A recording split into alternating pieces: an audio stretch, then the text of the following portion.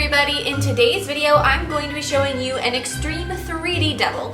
So the horns come all the way out, the tongue is sticking out, it just has a lot of built up height to it. It is so cool, it is so awesome and over the top and so richly red. I hope you guys love it as much as I do, and don't forget to click subscribe to see all my future videos as well. Bye! So we're going to begin with an overlay of clear acrylic. This nail I painted with black gel polish. If you wanted to skip the overlay, if this is a practice nail, you certainly could and just paint it with the black gel polish. Like I said, if it's a practice nail and you're not worried about strength, or if you wanted, you could sculpt the overlay with black acrylic and then file the nail into shape with your e-file. If you are doing the gel polish, paint the nail with one coat of gel polish now, cure that, and then apply a layer of gel top coat over the whole thing so that there's no sticky inhibition layer to get in our way of our sculpting. Once you are done with that and it has all been cured, we're going to begin sculpting our devil's face with red acrylic. So this is the brightest shade of red that I personally have, and so I'm going to begin with that. But I do have another color of red on standby next to me so that when I want to add some darker areas, I don't have to go digging for it or opening it up. I can just switch. So if you are, as you're watching this, if you're like, looks like there's two colors of acrylic happening here, there is. I just went back and forth a couple different times, mostly towards the end of the sculpting with a darker shade, just to bring in some depth. Once I have a base of my devil's face sculpted in, just so that there's kind of a perimeter to follow or an idea to follow, I'm going to go through and do section by section, building up and adding a ton of height to this. I want my devil's face to be overly three-dimensional so that it really comes to life off of the nail. So you're just going to take and do section by section. Like I said, I'm going to start out on the forehead and add a fairly large bead, as you saw. Carve in some wrinkles, carve in the brow bone, repeat for the cheekbones, and then I'm going to add the nose. So basically what I'm doing is I'm sculpting all the areas around the eyes. So I'm going to leave these really deep set eye sockets. I'm going to carve in that little nose.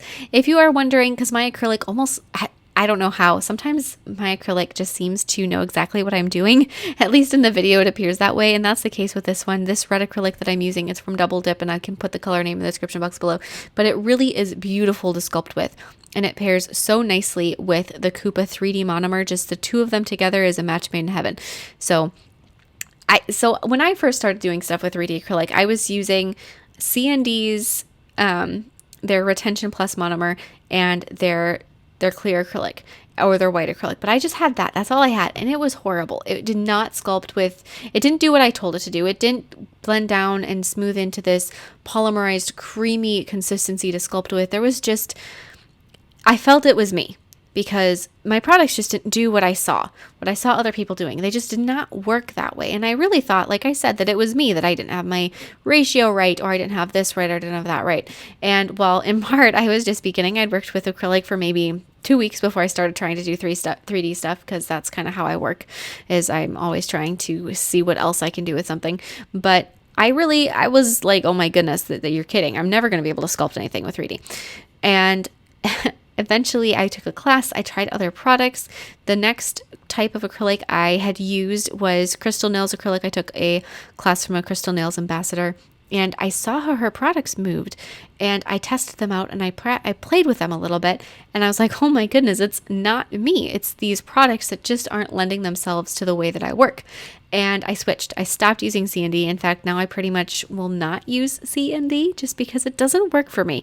I've talked to different nail techs who absolutely love their products, and I honestly feel like it's just me, and maybe it's not, but it doesn't work for me. And maybe you'll find that what you're working with, if it doesn't seem like it's doing what you think it should be doing, it probably doesn't work for you. Try something else. And I'm super happy that I have found these products that I'm currently using that just seem to do what I ask them to do. And that's my piece on the matter. Every once in a while I like to bring this up just because it's such a frustrating experience when it just doesn't work the way you think it should. So after I have my devil face pretty much done, I sculpted in his mouth. I'm going to be filling in that little mouth with black acrylic.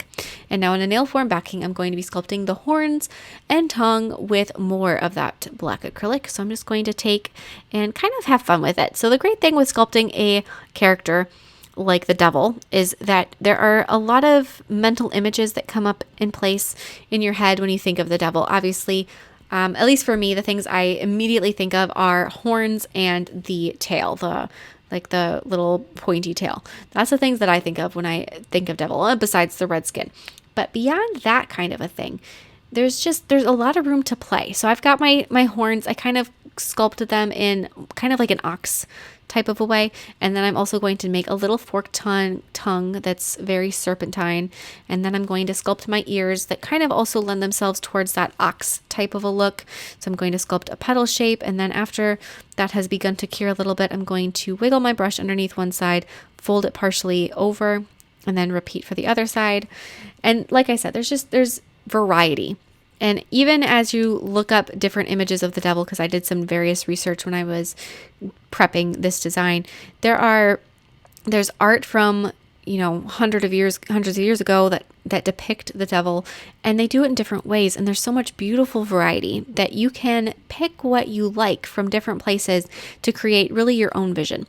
So we're going to, after we have those horns and everything done and they're all cured, we're going to glue them into place on the devil's head, tipping them down a little bit. Think of them almost as like a hook. As I said, almost like a bighorn sheep, maybe. Maybe it's not an ox, maybe it's like a bighorn sheep. But they have that kind of down-tipped look to the horns. And then after you have those, we're going to secure them with more of the black acrylic. And it could either be black or a dark brown, just, a dark shade of acrylic. We're just going to secure them on the back a little bit. And you know what? I've been saying I use black acrylic, but as I'm looking at this, I know I didn't. It was dark brown acrylic. Sometimes I don't remember what I've done. And I have created so many Halloween designs lately. Sometimes I just don't remember what the heck I did. But we're going to round out those horns on the back of them, and then we're going to glue those ears in place. So put a tiny bit of nail glue behind the horn, glue the ear in place, and then after you have one ear glued in place, you can glue the other ear down and then secure those just like you did the horns with a little bit more acrylic so that they aren't going anywhere. Mostly on the back of it. So just flip the nail upside down and just squeeze a little acrylic behind the ear to make sure it is well attached to the nail. Now I'm going to sculpt his teeth. This is with a white acrylic, so we're going to place that little bit down and then take something pointy like a tweezers, and you're going to just scoop the acrylic up and sort of stretch it into that kind of uneven, really gross looking tooth. Repeat it for the upper set of teeth. A little bit of white acrylic, take your pokey thing and pull that down and out. After you have all of those teeth sculpted, try to leave a thin gap between them so that they aren't touching one another. And then you're going to take some more either white or off-white acrylic, and you're going to be sculpting your devil's eyes right in the middle of those eye sockets there. Really skinny little squinty eyes. And then once you have those done, you are coming to the end of your acrylic sculpting. Really what's left is to attach the tongue. So you're going to grab your tongue, attach it right between those teeth. And then if you want to, you can secure that a little bit, add more black acrylic, do anything else that you want to. You can either keep it as is and call it done and do more details with the paint. Otherwise, you can take some diluted acrylic here and there and add just a little bit of depth. It's one of those things where it's completely preference whether or not you want to do that with acrylic paint or you want to do it with acrylic. I decided to go with doing it with acrylic, but it's one of those, it's a toss-up. So as you're doing this, just consider this more of a painting step and versus a sculpting step, and add just a little wash of color over the face to really bring out some of the depths and to show off the sculpting that you did.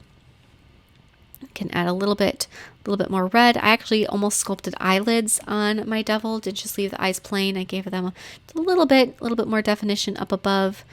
All of this stuff is sort of above and beyond. So if you don't want to, he looks really vicious as is. So, and if you do decide to do that with the acrylic and wash over it, you wouldn't even have to do any painting if you don't want to.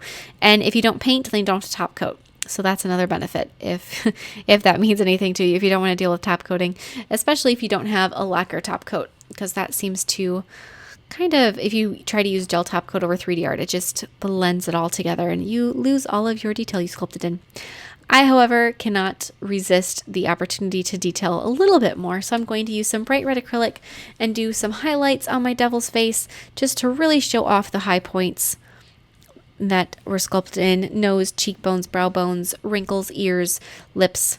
All of those features that you really want to show off. I'm going to do a little bit of a textured line on the horns, make those a little bit brighter so they show up against the black background a little bit better. Some more detail in the ears. Basically, look at it and decide what you feel is necessary. Maybe it's nothing, maybe it's a lot. You won't know until you're looking at it yourself, and maybe at some point you'll be like, I don't know what's wrong with it. And you set it to the side and come back to it 15 minutes later and see if there's anything that looks like it needs to be adjusted at that point too. If you are trying to do a little bit of a wash for highlighting or low lighting on your devil, you can dilute your acrylic paint with some water. That can help too. And as soon as you're finished painting and you're happy with everything, if you did do some painting, then you will need to apply a layer of matte top coat over the devil so that all of that acrylic paint is sealed in place. And this guy is done. And he is so vicious looking and so crazy looking and extremely 3D. As you could see from that profile, the tongue sticks out, the horns stick out, and there's just a lot of height built into even the brow bone. I hope you guys are so in love with it as I am, and I will see you guys next time. Bye!